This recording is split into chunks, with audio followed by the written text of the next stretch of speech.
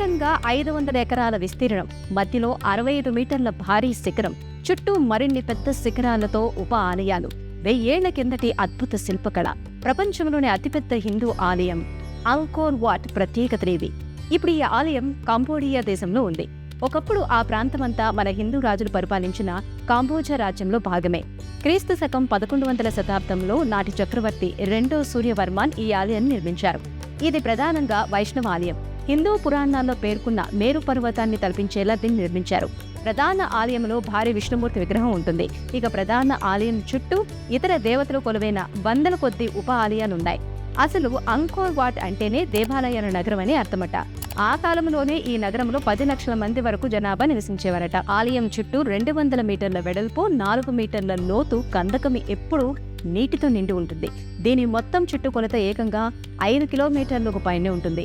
ఒక్క హిందూ మతమే కాదు, అన్ని మతాలకు సంబంధించిన వాటిలో అంకోర్ అతి పెద్దది కావటం మరింత స్పెషల్ అని చెప్పొచ్చు. ఈ వీడియో కనుక మీకు నచ్చినట్లయితే లైక్ చేయండి, షేర్ చేయండి, మా ఛానల్ని సబ్స్క్రైబ్ చేసుకోండి.